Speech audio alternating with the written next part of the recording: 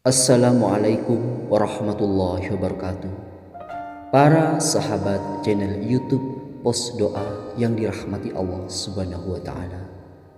Syukur alhamdulillah kita masih bisa berjumpa lagi di channel Pos Doa ini. Channel inspirasi Islam dan keutamaan dalam beramal. Salawat dan salam tetap tercurahkan kepada junjungan Nabi besar kita, Nabi Muhammad sallallahu alaihi wasallam. Allahumma sholli ala Muhammad wa ala alihi sayyidina wa maulana Muhammad. Besar harapan dan doa saya, semoga saudaraku semua selalu diberikan kesehatan, dimurahkan rezekinya, dan dipanjangkan umurnya. Amin, amin ya rabbal alamin. Yang dibacakan ini adalah penjelasan tentang rahmat Tuhanmu kepada hambanya Zakaria, yaitu ketika dia berdoa kepada Tuhannya dengan suara yang lembut. Firman Allah Subhanahu wa taala dalam surat Maryam ayat 2-3. Allah Subhanahu wa taala mengutus Nabi Zakaria pada Bani Israel yang zalim dan mungkar. Nabi Zakaria lahir pada tahun 91 sebelum Masehi. Setelah diangkat menjadi nabi, Zakaria menyeru Bani Israel untuk bertaubat dan menyembah Allah. Nabi Zakaria berdakwah dengan sabar. Dia dihormati Bani Israel karena alim dan bijaksana. Pada suatu hari datanglah istri Imran yang menitipkan anak perempuannya bernama Maryam kepada Nabi Zakaria.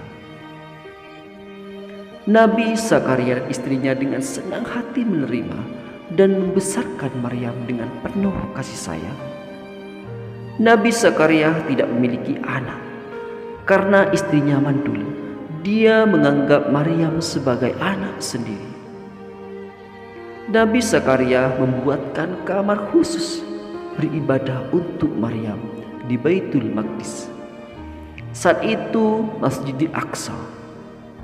Kamar khusus untuk beribadah itu dikenal dengan mihrab. Nabi Zakaria merupakan orang pertama yang membuat mihrab. Nabi Zakaria sangat senang dengan kehadiran Maryam yang sangat istimewa. Namun di penghujung dakwahnya, Nabi Zakaria yang sudah renta mulai khawatir. Dia takut tak ada yang bisa meneruskan ajaran kebenaran. Akan tetapi Nabi Zakaria tak berpasrah diri. Dia terus berdoa kepada Allah dengan penuh kelembutan untuk diberikan keturunan yang bisa melanjutkan dakwah. Ya Tuhanku, sesungguhnya tulangku telah lemah dan kepalaku telah dipenuhi uban, dan aku belum pernah kecewa dalam berdoa kepadamu.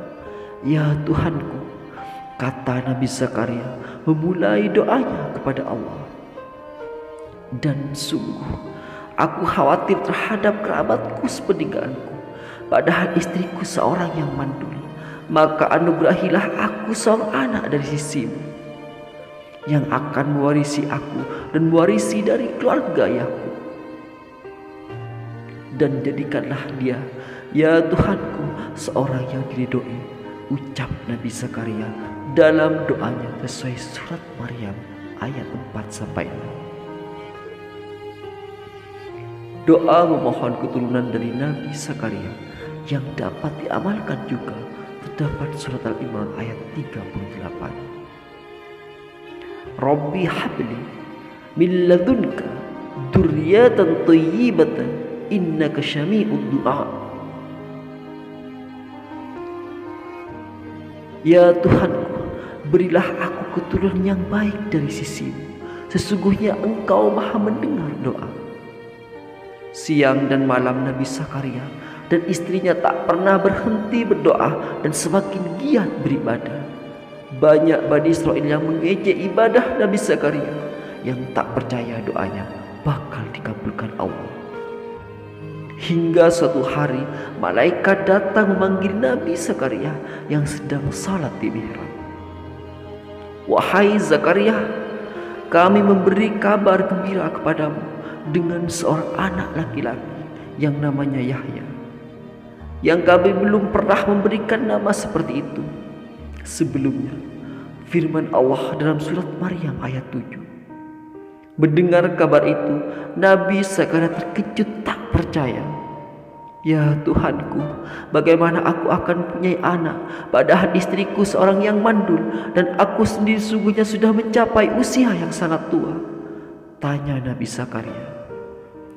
Hal itu mudah bagiku, sungguh engkau telah aku ciptakan sebelum itu, padahal pada waktu itu engkau belum berwujud sama sekali.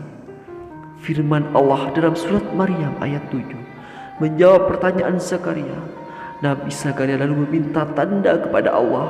Allah memberi tanda berupa tak bisa bercakap selama 3 malam.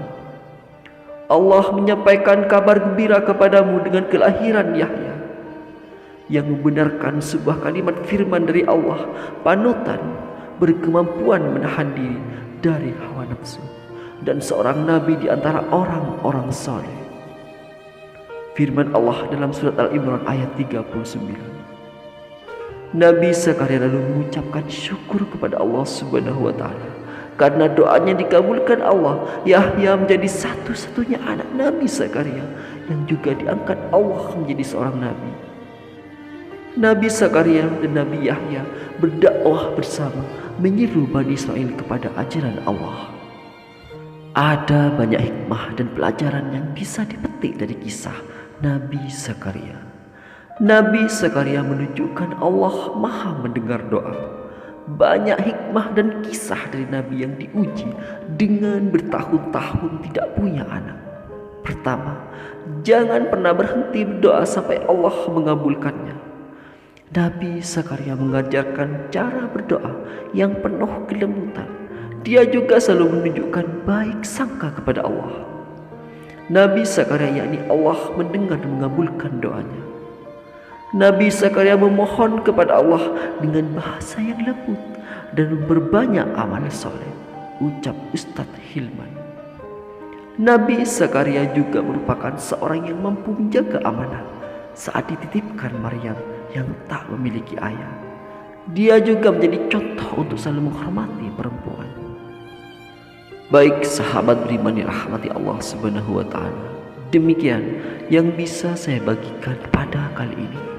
Jika dirasa video ini bermanfaat, silahkan bagikan ilmu ini kepada kerabat Anda, saudara Anda, dan teman Anda semua, agar mereka juga dapat merasakan manfaatnya. Semoga video ini bisa menjadi wasilah dan bermanfaat bagi kita semua. Saya akhiri, wassalamualaikum warahmatullahi wabarakatuh.